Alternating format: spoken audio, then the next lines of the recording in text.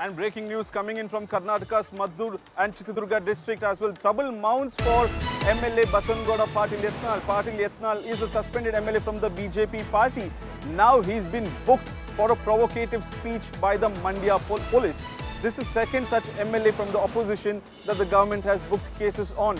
After C.T. Ravi from the BJP party, now FIR against Basangauda Patil Yetnal for his provocative speech yesterday in Maddur town when Yetnal went to be a part of the Ganesh Visarjan programs in Maddur district and Maddur town.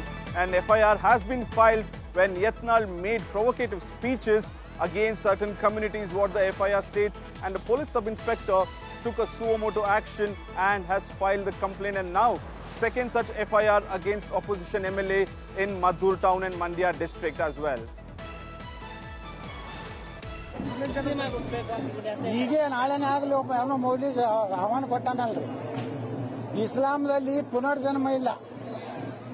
ಇಲ್ಲಿ ಸತ್ರ ಅಂದ್ರೆ ಸೀದಾ ಜನ್ನತ್ಗೆ ಹೋಗುದು.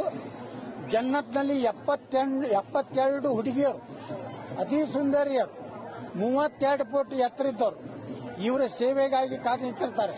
ಕಾಲು ಒತ್ತಾರೆ, ತಲೆ ಒತ್ತಾರೆ. ಅವರು ಮೊದಲಿಂದ ನಾವು ಹೇಳ್ತಾ ಇದ್ದೀವಿ, ಇದರಲ್ಲಿ ರಾಜಕೀಯ ಮಾಡಬೇಡಿ.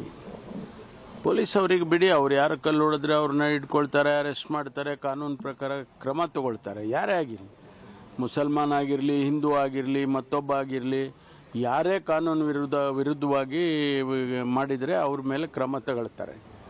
ಅವ್ರಿಗೆ ಬಿಟ್ಬಿಡ್ಬೇಕು ಪೊಲೀಸ್ನವ್ರಿಗೆ.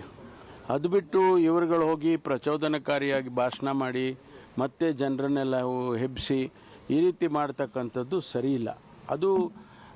ಅದು ಹೋಗಿ ಭಾಳ ಏನೋ ವೀರಾವೇಶದಲ್ಲಿ ಮಾತಾಡಿ ಬಳಸಬಾರ್ದಂಥ ಪದಗಳನ್ನೆಲ್ಲ ಬಳಸೋದ್ರಿಂದ ಏನು ಅವರು ಅಚೀವ್ ಮಾಡ್ತಾರೆ ಗೊತ್ತಿಲ್ಲ.